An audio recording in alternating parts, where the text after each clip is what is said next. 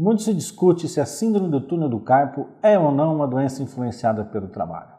Vamos saber disso no primeiro episódio da segunda temporada de O Tema É.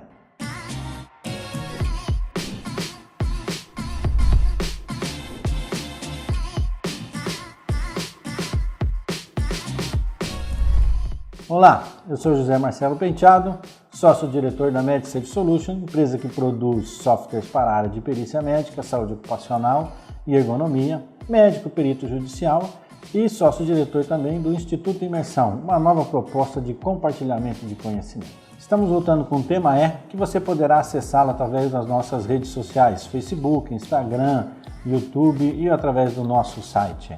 Vamos falar sobre síndrome do túnel do carpo, um dos temas mais importantes aí da área de saúde ocupacional e perícias médicas. Afinal de contas, ela tem ou não tem alguma influência do trabalho? O primeiro ponto que eu queria deixar bem claro é que síndrome não é doença.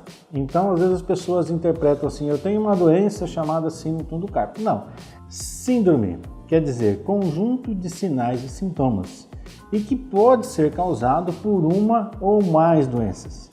Então, se você tem um diagnóstico de seu médico de uma síndrome do túnel do carpo, é necessário você buscar qual que é a causa, qual que é a doença que está sendo responsável pela minha síndrome do túnel do carpo. Quais são os sintomas? Normalmente os sintomas são de dor e formigamento na região aqui de primeiro, segundo e terceiro dedos das mãos. Na maioria das vezes sempre bilateral, e é muito comum a pessoa acordar à noite achando que dormiu embaixo do braço, aí acorda, tem que balançar o braço para voltar, achando, pode ser algum problema de circulação, etc e tal. Mas não, esse é o quadro clínico característico dessa chamada síndrome do túnel do carpo. E quais são as doenças que podem ocasionar a síndrome do túnel do carpo? Nós temos tanto como fatores ocupacionais, que nós vamos discutir quais são, mas principalmente os fatores não ocupacionais. Na maioria das vezes, a síndrome do túnel do carpo não é influenciada pelo trabalho, mas sim por outras causas. Em primeiro lugar, somente o fato de ser mulher já existe uma alta relação da síndrome do túnel do carpo. Os guides da AMA dizem que só ser o sexo feminino já é uma forte evidência de ter como causa a síndrome do túnel do carpo. Ela é encontrada, a literatura diz que 5:1 e até 9:1 entre mulheres e homens. No nosso dia a dia de perícia, podemos afirmar tranquilamente que 95% das nossas perícias até hoje foram síndrome do túnel do carpo em mulheres. Raramente encontramos síndrome do túnel do carpo em homens. Então, o sexo feminino é uma forte evidência.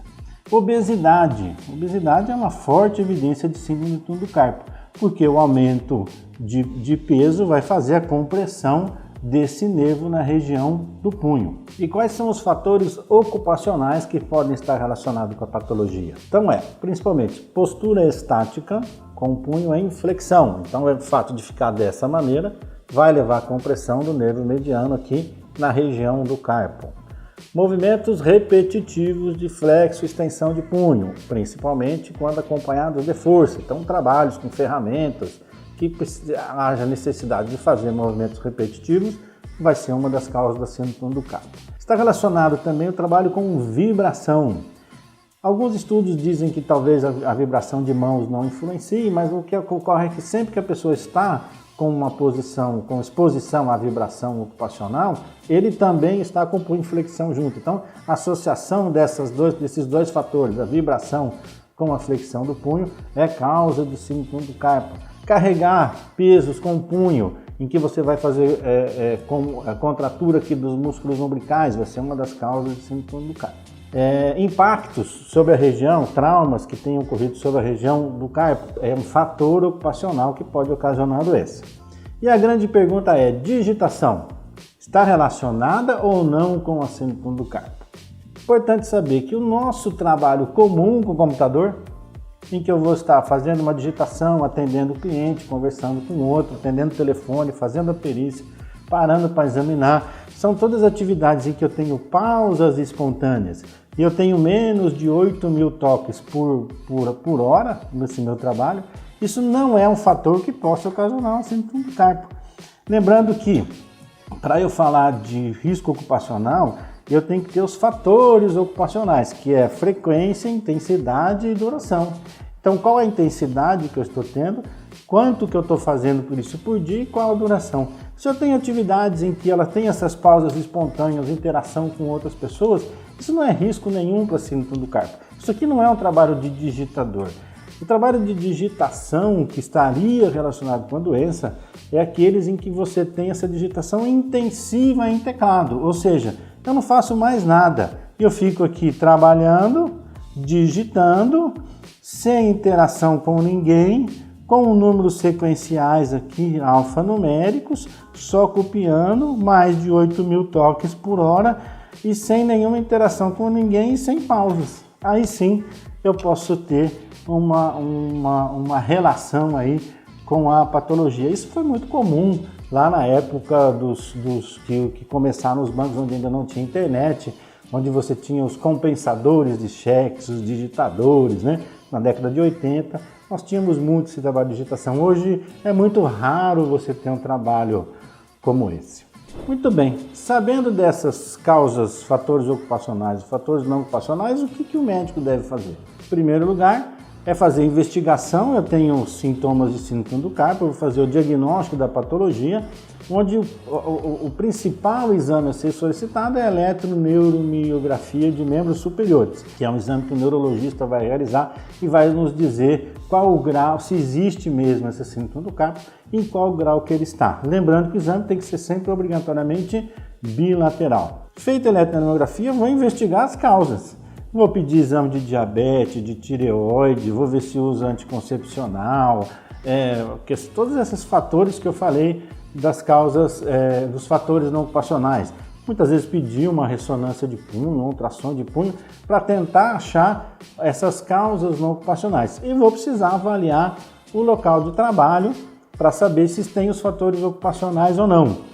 Lembrando que de consultório eu não vou poder fazer isso, eu vou ter que ir lá no local de trabalho ver esse fator intensidade e duração. Tendo o diagnóstico, eu acreditar que é uma doença de fundo ocupacional, eu vou, a princípio, não vai se fazer cirurgia, porque se eu acredito que ela é do trabalho, não vou operar, eu vou afastar a pessoa do risco.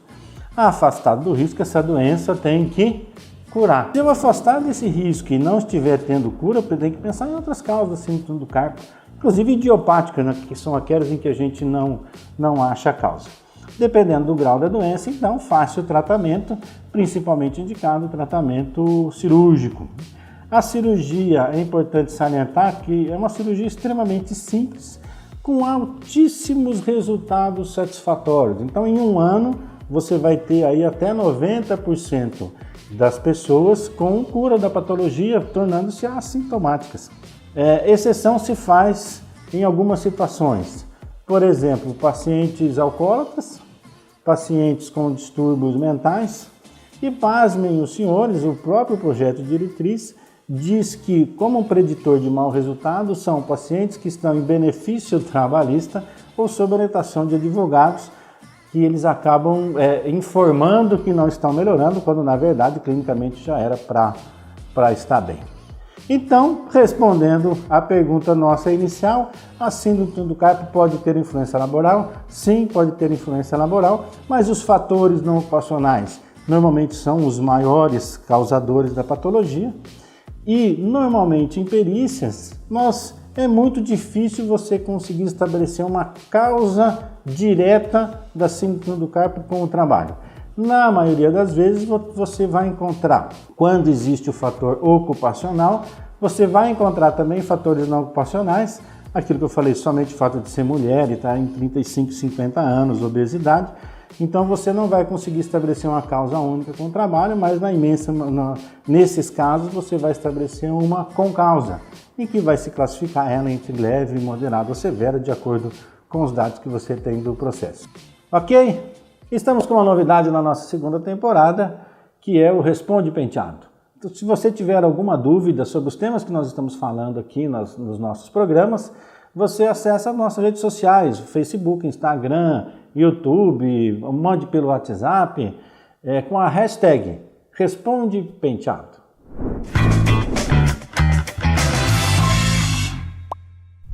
Vamos então pegar aqui a nossa primeira pergunta, que veio através do nosso WhatsApp, em que o colega perito me perguntou hoje: eu estou com o seguinte caso de síndrome do carpo. Uma paciente está trabalhando há 6 meses num trabalho com exposição ao risco ocupacional, que foi identificado, e foi diagnosticada uma senhora já com 55 anos de idade, uma vida toda exposta ao trabalho, né, com esforços, multípara, teve 4 filhos, está trabalhando, foi admitida numa empresa trabalhando com movimentos repetitivos de punho e fez o diagnóstico de síndrome do carpo, negava queixas anteriores, mas que a eletroneurografia veio com a síndrome do carpo em grau severo. Então ele me pergunta: existe uma concausa com o trabalho?